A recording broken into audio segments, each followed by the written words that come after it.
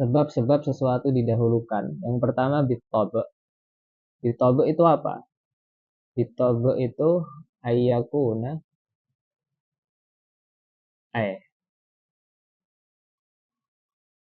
apa sih? Ayyakuna al muqaddam. Ayyakuna al muqaddam. Yang didahulukan itu apa? Kenapa? Bihaisu yahtaju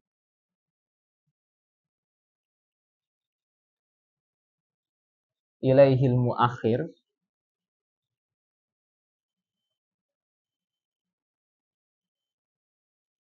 atau al muakhar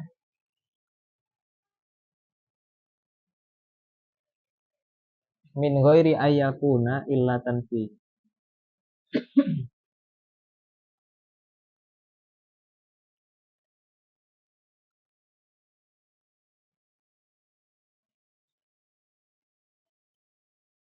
Al wahid misal. Al wahid bin nisbah lil isnain. Kalau yang nomor 2 bil illah. Jadi sama ya, sama kayak yang di atas. Ayyakuna al muqaddam bihaisu yahtaju ilaihi al muakhar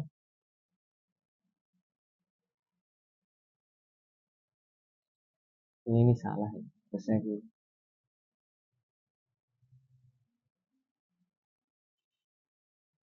Illatan la ka taqaddumi harokatil isbi atau usbu ala harokatil khotab. Yang ketiga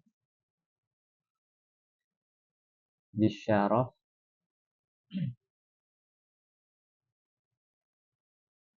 di zaman dulu aja.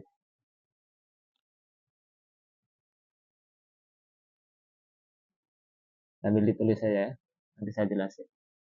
Di zaman taqaddumil ab ala al ibn. Yang keempat bisyarah taqaddumi al alim alal jahil. Yang terakhir birrujbah atau bil makan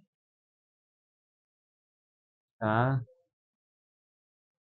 taqaddumil imam ala al ma'mum.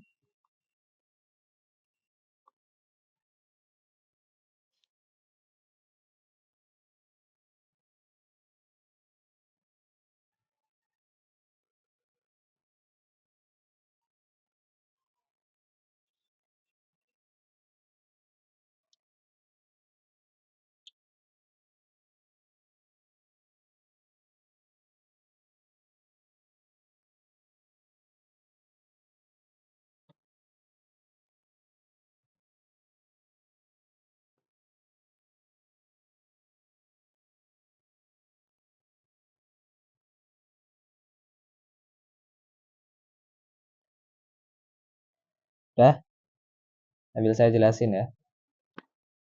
Asbabut taqaddum. Istilah-istilah ini antum nanti akan sering menemukan di kitab-kitab, yaitu asbabut taqaddum. Sebab-sebab sesuatu didahulukan daripada yang lain. Terutama kalau antum bacanya syarah atau hasyiah, pasti nanti akan selalu menyinggung ini. Jadi sesuatu ada kalanya dia diletakkan lebih awal, didahulukan. Alasannya adalah bittoba. Apa yaitu ayyakunal muqaddam. Dia didahulukan bihaisu yahtaju ilaihi al muakhar. Jadi al muakhar yahtaju ilal muqaddam. Yang akhir butuh ke sesuatu yang didahulukan.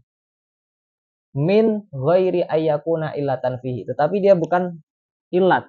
Dia tidak meniscayakan. Artinya apa? Wahid, satu, itu kan lebih dulu daripada dua. Nah, kalau ngitung kan 1, 2, 3 itu kan nggak kembali kan.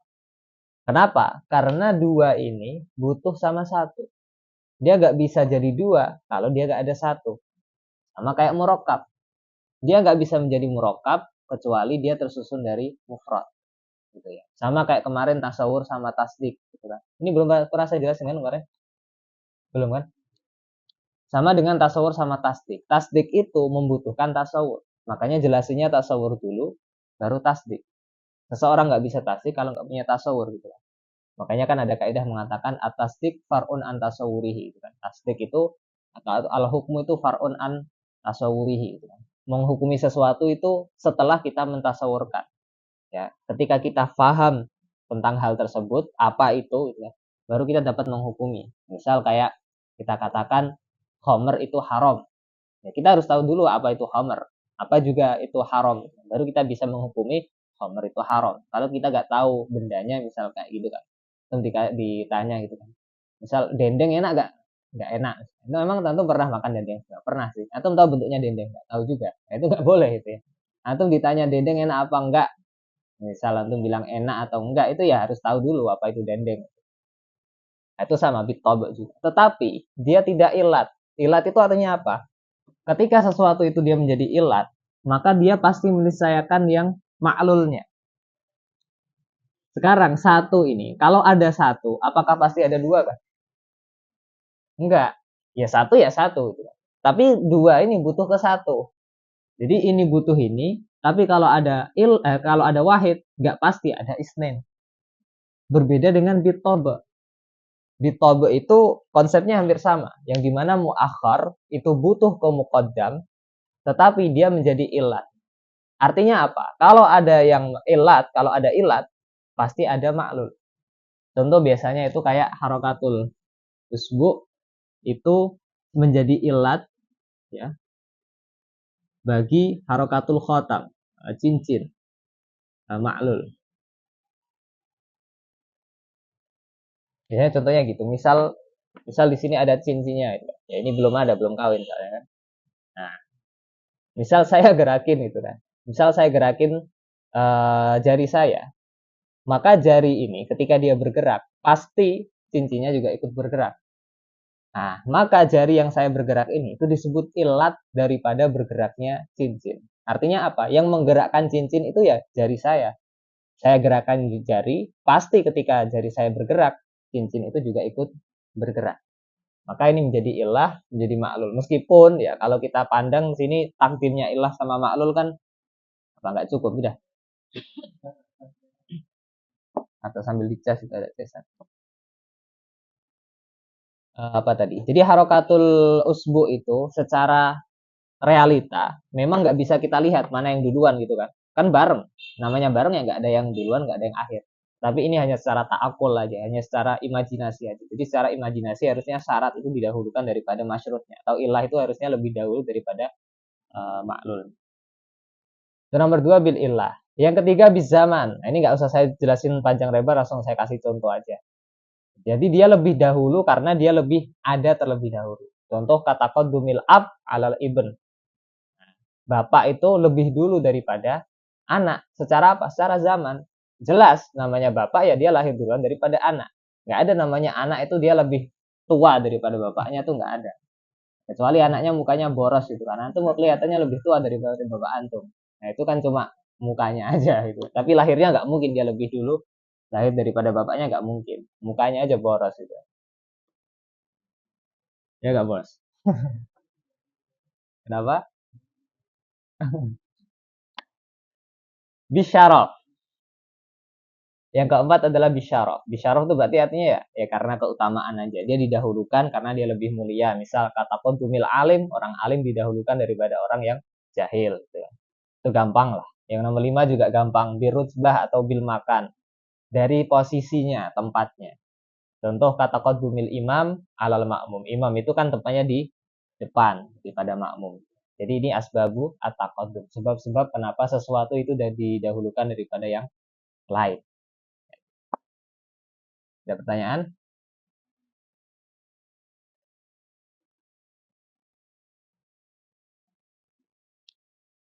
Tidak lah tuh Mas Gibran ya.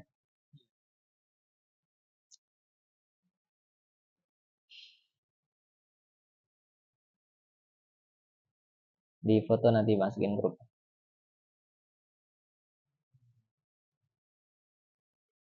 Baca lagi Kak Rahman.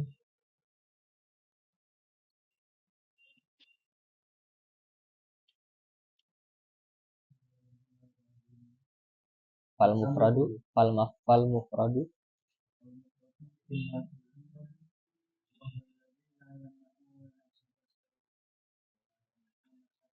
Nafsu.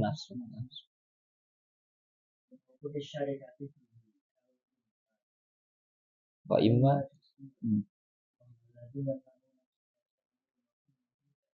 andalika itu an wuku isyarikati fihi gitu ya. Kazaidin. Nah, sampai sini paham? Kalau ada yang mau diulangi, kalau ada yang nggak paham bilang aja ya. Santai aja kita.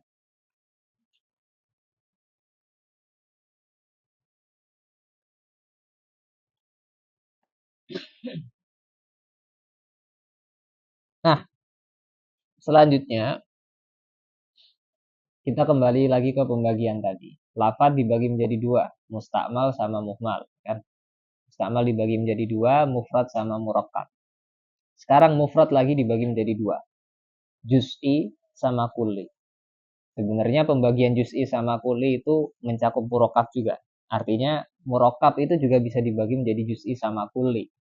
Tetapi kenapa di sini nggak dibahas? Karena fokusnya nggak di situ. Ya, fokusnya di mufrad aja. Ada yang lagi nulis ini? Saya hapus ya. Nanti lihat fotonya aja kalau mau di terusin. Yang penting paham dulu. Nanti masalah nulis bisa dirubah.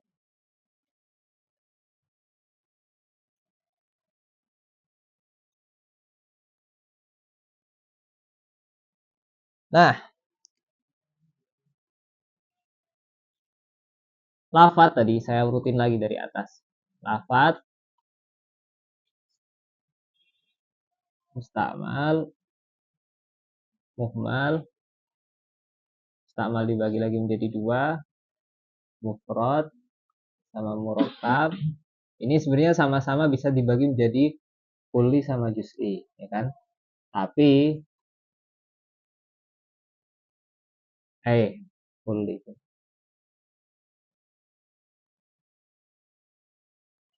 Tapi kenapa musonef di sini nggak membahas yang ini? Karena fokus kita nanti adalah di sini. Jadi ditarik dari kata lafat ke mustakmal, ke mufrad sama murakkab, tapi nanti yang diambil adalah mufrad yang kulli. Kenapa? Karena kemarin masih ingat mabadiknya tasawur atau apa? Kuliyatul khams. Dari kulli inilah nanti akan lahir yang namanya kuliyatul khams. Makanya ini nggak dibahas, ini juga nggak dibahas. Yang dibahas itu mufrad dibagi menjadi dua, juz'i sama kulli. Ini juga nanti paling dibahas tarifnya aja gitu kan, yang juz'i. Tapi kalau kulli ini nanti akan dibahas panjang. Nah, karena yang lahir dari sini nanti adalah kuliyatul khams. Yang dimana kuliyatul khams itu adalah mabadi dari bab tasawuf. Maka fokus kita nanti akan ke sini. Apa bedanya juz'i sama kulli? Di situ dikatakan kalau kulli huwallazi la yamna'u nafsu tasawuri mafhumihi an wuku'i syarikah. Yaitu sebuah lafaz yang ya meskipun kulli sama juz'i itu bukan nisbah untuk lafaz ya, nisbah untuk makna sebenarnya. Yaitu lafaz yang tidak mencegah apa? Nafsu tasawuri mafhumi. Nafsu itu artinya ainu. Jadi kalau kita memandang tasawurnya, tasawur dari lafaz tersebut, tasawur dari mafhum lafaz tersebut. Jadi mafhum itu berarti makna dari lafaz tersebut. Jadi kita memandang lafaz bukan lafaznya, tapi kita memandang lafaz dari mafhumnya, dari artinya. Jadi ketika kita mentasawurkan hanya dengan tasawur gitu ya. Nah, arti dari nafsu tasawur itu hanya melihat imajinasi kita, tidak melihat dalil dari realitanya atau dalil aklinya, dalil naklinya, enggak, kita enggak peduli itu. Yang penting Apakah akal kita itu mengimajinasikan dia wuku isyarikah atau enggak? Wuku isyarikah itu artinya terjadi persekutuan. Terjadi persekutuan itu artinya banyak. Dia bisa dikatakan ke sesuatu yang banyak. Contoh kata insan. Insan itu lafadz kulli. Artinya kata insan bisa diletakkan di banyak hal. Misal saya insan, Mas Kamil insan, Dandi insan, itu kan insan itu kan banyak afrodnya. Beda dengan kata Dandi Rahmadi. Kalau Dandi Rahmadi ya untuk satu orang aja, maka dia masuknya di juz'i. Jadi kebalikannya aja. Kalau kulli yasduku ala kathirin, dia bisa diitlakan ke banyak hal. Tapi kalau juz'i hanya diitlakan, diucapkan ke satu hal. Itu takrif juz'i tadi kan. Huwallazi yamna'u, mencegah. Apa? Nafsu tasawuri mafhum. Hanya dengan memahami maknanya. Misal saya punya kata Dandi Rahmadi, ketika saya udah tahu Dandi Rahmadi itu yang mana, ya dia akan tercegah dari syarikah. Gak bisa orang lain masuk di situ. Kata Dandi Rahmadi ya udah satu doang yang masuk, yang lainnya nggak ikut. Kecuali kalau saya bilang anak RTM, itu masih bisa, itu masih kuli itu. Kamil anak RTM, Dani anak RTM, Gibran anak RTM. Tapi kalau udah saya bilang juz'i, nama menyebut nama itu kan nggak bisa. Nah itu juz'i. Nah kuli itu sendiri, dia ada pembagiannya. Juz'i kita tinggalkan, kita bahas ke kuli, fokus ke kuli. Ada kuli yang lahu laisa lahu fard, dia gak punya anggota.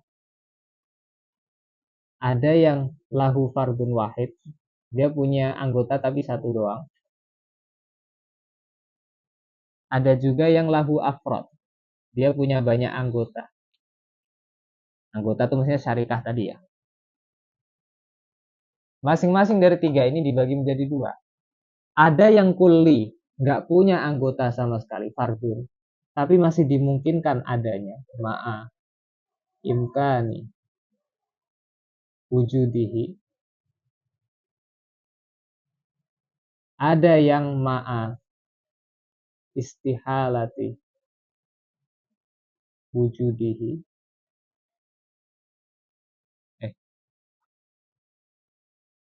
Nah, ada kulli.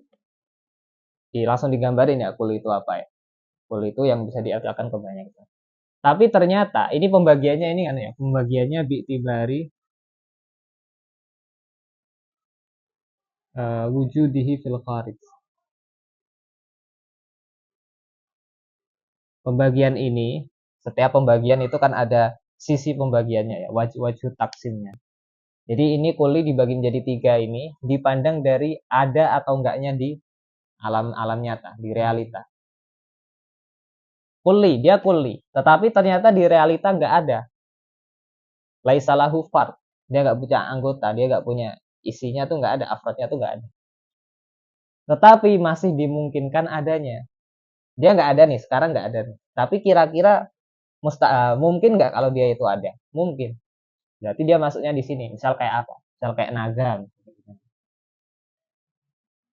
Atau kalau di kitab-kitab bahasa Arab kan kayak angkok. Naga itu ada atau enggak?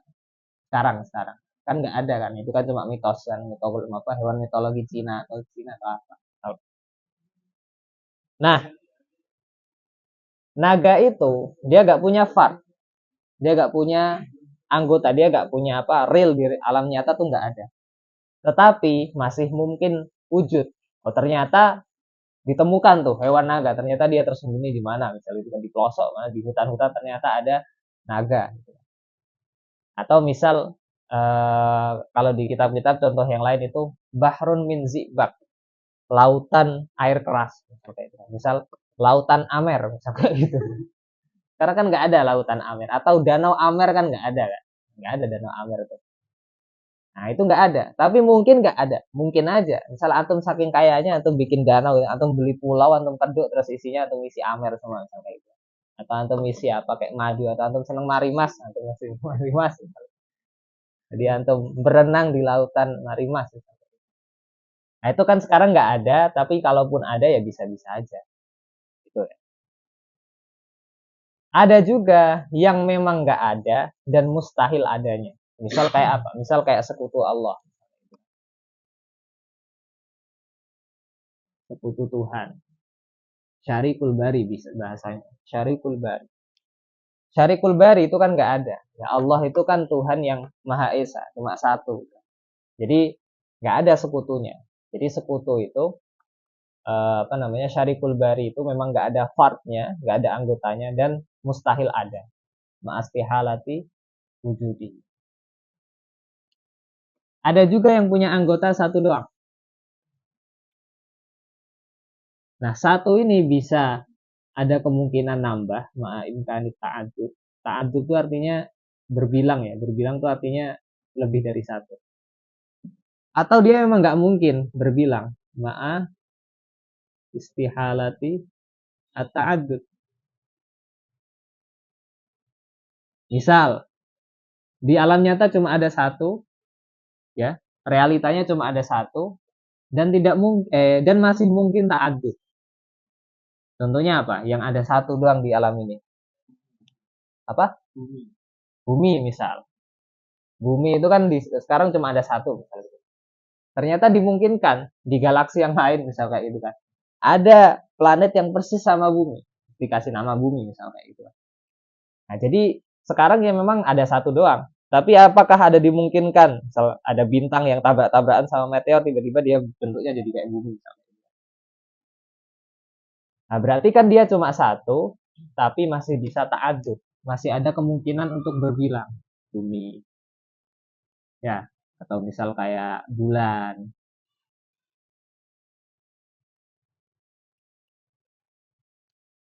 Nah, itu kan cuma satu. Atau kalau di kitab-kitab tuh matahari gitu.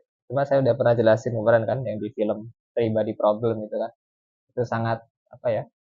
Kalau ada matahari lebih dari satu itu menimbulkan kekacauan yang besar untuk bumi ini. Daya gravitasinya, terus cuaca ekstrimnya gitu. Ya meskipun secara akal ya bisa-bisa aja dan mungkin bisa aja misal sunatullahnya mungkin secara hitung-hitungan fisika gak bisa gitu kan. Tapi tiba-tiba Allah menciptakan dua matahari terus ekosistemnya baik-baik aja kan bisa-bisa aja gitu. Yang kedua adalah dia cuma ada satu tapi nggak bisa berbilang lagi. Ya misalnya ya Allah Tuhan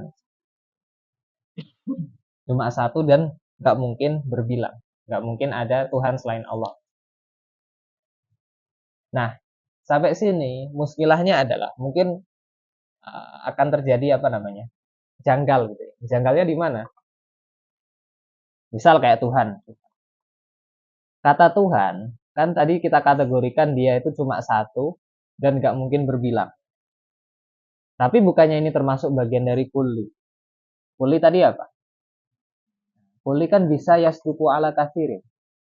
Kulli kan harusnya bisa diitlakan ke banyak hal. Nah kok ini katanya cuma satu? Berarti gimana tuh? Nah, maka kita kembalikan ke definisi kulli dan juga kita melihat iktibar taksimnya. Kulli secara definisi tadi kan ma la yamna'u nafsu tasawur gitu kan. Jadi secara pengimajinasian itu masih bisa dimungkinkan banyak. Kalau di sini itu dilihat dari realitanya, alam luar, bukan dilihat dari imajinasi. Artinya apa? Artinya kata Tuhan ya meskipun ini problematik ya. Para ulama ada yang mengatakan nggak boleh Tuhan nggak boleh dikatakan kuli. Itu istilahnya kayak sul adab itu maksudnya. Tuhan itu ya juz'i. Kata Tuhan, kata ilah itu ya juz'i. Kata Allah itu juz'i.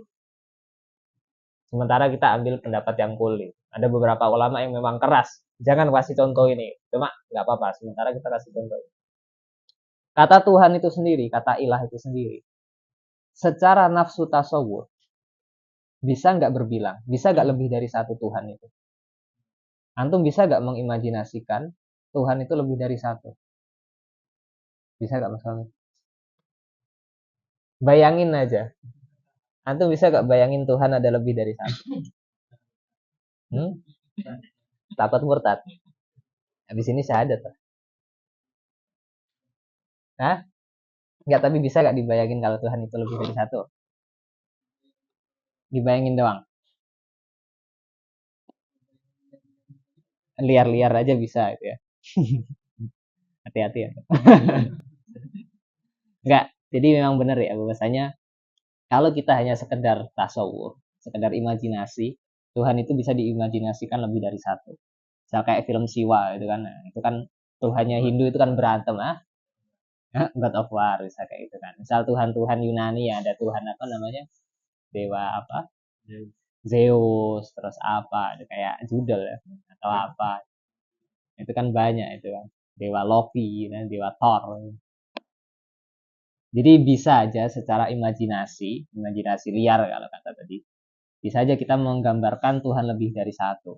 Ya meskipun nanti ada keniscayaan berantem atau apa, kayak di film Siwa itu kan Tuhannya kan berantem, Dewa Wisnu sama Dewa Siwa atau apa itu, lempar-lemparan, satu lempar bumi, satu lempar Mars, itu akhirnya hancur itu. Ada itu. Nah, tetapi Tuhan itu memang kuli secara imajinasi saja. Tapi kalau kita melihatnya dari sisi realita, alias dari sisi kenyataannya, ya kenyataannya cuma satu dan nggak bisa berbilang. Jadi jangan ditabrakkan antara pembagian ini sama tarif daripada kuli maupun juz'i. Jadi kuli sama juz'i itu hanya melihat tasawurnya saja. Tapi ketika kita udah membagi menjadi 6 ini nanti, itu dia udah melihat ke kenyataan atau realita. Yang terakhir, yang lahu afrod, dia punya banyak anggota. Dibagi menjadi dua juga, ada yang ma'atanahi. Ma'atanahi itu artinya memang banyak itu kan, tapi masih bisa dihitung, masih bisa ya masih bisa dikumpulkan lah. Contoh misal kayak al insan, atau misal kal kawakib atau kawakib. Jadi manusia ini kawakib, manusia ini meskipun banyak banget gitu kan, jutaan miliaran, tapi tetap masih bisa dihitung, masih bisa disensus misal itu kan. Antum mensensus orang dari Nabi Adam sampai sekarang tuh berapa, itu sudah bisa-bisa aja. Atau misal nanti di akhirat kepo itu kan, tanya sama malaikat itu, orang tuh ada berapa sih sebenarnya misalnya kayak itu. Kan sah-sah aja kan, nggak apa-apa kan tanya kayak gitu di akhirat gitu. Jadi masih bisa dihitung. Nah, misal kayak apa? Misal peserta ngaji sore ini misalnya kayak gitu kan. Itu kan punya afrod. Banyak kan, nggak cuma satu kan pesertanya. Tapi ma'atanahi masih ada mentoknya, masih bisa dihitung satu 2 3 dan seterusnya. Ada juga kuli yang punya afrod, tapi ma'ada mitanahi, nggak ada mentoknya. Misal kayak karena kani amillah, misal kayak nikmatnya Allah. Wa in ta'uddu ni'matallahi la tuhsuha. Kalau kalian menghitung nikmatnya Allah, pasti nggak bisa dihitung. Berarti dia nggak ada tanahinya, nggak ada mentoknya, nggak bisa dihitung. Meskipun contoh ini problematik ya. Atau kalau kenapa? Karena ni'amillah itu kan dia nggak ada ujungnya, karena nikmatnya kan selalu akan ada itu. Padahal yang dimaksud di sini tuh bisa dihitung atau enggaknya itu sampai detik ini. Gitu. Sampai detik ini apakah bisa dihitung atau enggak? Kalau bisa dihitung berarti tanahi. Kalau nggak bisa dihitung berarti ya ada mutanahi gitu kan. Makanya ini masih problematik. Jadi ini amillah ini kan dia nggak bisa dihitung karena nanti akan muncul lagi, nanti akan muncul. Atau kalau contoh lain bisa kita misal kayak sifatillah, sifatillah. Sifatnya Allah ini sesuatu yang kuli dan dia nggak ada ujungnya, nggak ada mentoknya. Misal kayak kesempurnaannya Allah, sifat Allah ya, meskipun sifat Allah menurut Ahlussunnah wal Jamaah itu kan dikotakkan menjadi 20 sifat gitu kan. Tapi itu tidak ada niat qasdul hasr tuh nggak ada. Artinya ahli sunnah asyairah tuh nggak mengatakan sifatnya Allah itu cuma 20 ini tok. Nggak ada yang lain, nggak kayak gitu. Jadi konsep 20 sifat itu sebenarnya konsep ummahatus sifat. Jadi Allah itu punya sifat-sifat pokok ini. Yang dimana sifat-sifat kamalnya Allah yang lain, misal maha pemberi rizki, maha kasih sayang, maha apapun itu bisa dikembalikan ke 20 sifat ini. Jadi Asy'ariyah nggak menyempitkan kesempurnanya Allah itu cuma di 20 sifat, enggak. Tapi dia hanya memberikan ummahat, atau intinya apa ya, kayak gembong-gembong sifatnya Allah aja itu. Jadi semua kesempurnaannya Allah bisa dikembalikan ke sifat tersebut. Tapi sekali lagi itu nggak bisa dihitung kesempurnaannya Allah. Sifatullah atau kamalullah itu nggak bisa dihitung. Paham? Ada yang ditanyakan sampai sini? Jadi kita tadi udah belajar tentang lafadz dibagi menjadi mufrad murokkab. Mufrad mencakup apa aja, Terus asbabut taqaddum juga udah kita jelaskan, dan pembagian daripada juz'i kulli juga sudah kita jelaskan.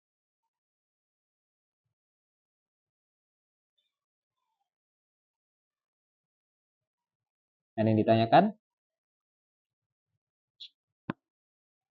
Coba dibaca lagi.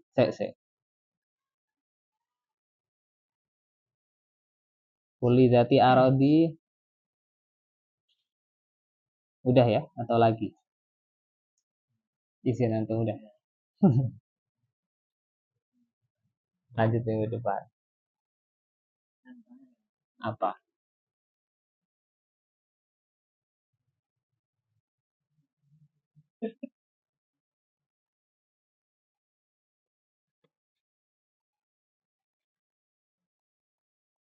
Bapak bisa yakin kan misalnya dibilang jus Termasuk juz. kenapa Romil Hijaroh maknya Kalau kata Zaidun doang, itu ketika ditanya, dia punya bagian nggak? Punya. Bagiannya apa? Kalau kita memandangnya satu kalimat doang, berarti bagian dari satu kalimat ya huruf. Paham nggak? Tapi kalau Romil Hijaroh, itu kan tersusun udah dua kalimat. Jadi kalau kita tanya, jusnya mana? Ya jusnya Romi sama Hijaroh. Gitu. Kita nggak langsung mengatakan apa namanya ro, alif, mim itu terlalu jauh. Jawaban yang terlalu jauh. Misal kayak gini lah. Bakwan itu terbuat dari apa? Misal kayak itu. Ya terbuat dari tepung, sayuran, garam misal kayak gitu kan. Anggaplah tiga hal ini. Nah, tepung, sayuran sama garam. Kan antum langsung jawabnya kan langsung keseluruhan itu kan. Antum nggak apa namanya nggak menjawabnya secara rinci. Misal nih, sayuran itu misal wortel itu mengandung asam apa kayak kalsium kayak atau apa itu kan jus juga kan. Misal kayak gitu. Kenapa antum jawabnya nggak gitu? Tapi antum jawabnya sayur, tepung, sama garam misal kayak gitu. Ya karena dia itu kesatuan dari beberapa hal tadi. Maka ketika saya tanya, bakwan itu bagiannya apa aja? Ya antum langsung jawab wortel misal kayak gitu kan. Kol, garam sama apa namanya? Tepung misal kayak gitu. Antum nggak jawab bakwan itu tersusun dari apa? Misal dia tersusun dari apa namanya? Garam itu kandungannya apa aja Mas Gibran? Sodium misal kayak gitu kan. Jadi bakwan itu tersusun dari sodium misalkan, terus karbohidrat karena tepung. Antum jawabnya kan nggak kayak gitu kan? Ya sama ketika Romil Hijaroh ditanya itu. Romil Hijaroh tuh bagiannya apa? Romi sama Hijaroh gitu. Nggak dijawab ro, alif, mim enggak. Hanya dia susunan dari dua kalimat. Paham ya? Nah,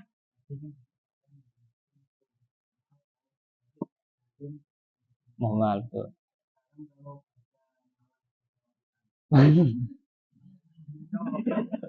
Hah? Ya ketika itu iya iya iya betul. Ya kan sekali lagi tadi, sesuatu menjadi mustakmal atau muhmal itu tergantung wadenya. Apakah dia digunakan atau enggak. Kata Zaidun mustakmal. Kata Daizun enggak mustakmal karena dia tidak menunjukkan makna alias muhmal. Tapi kalau bahasa Malang wolak-walik tadi apa contohnya?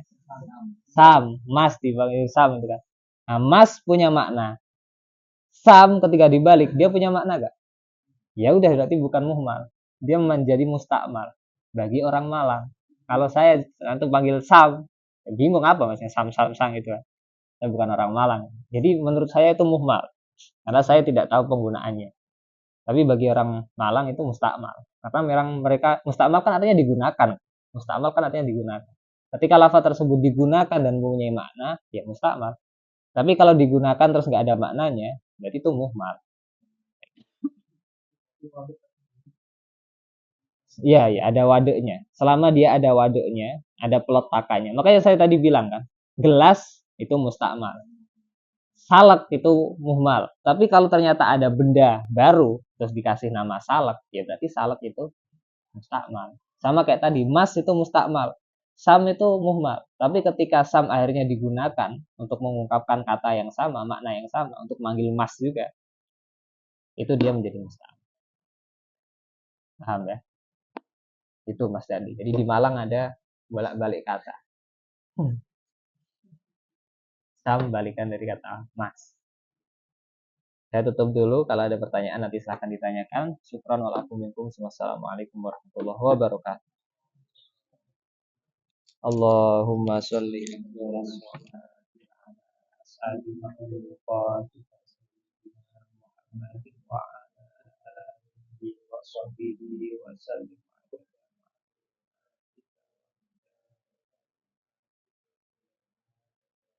ala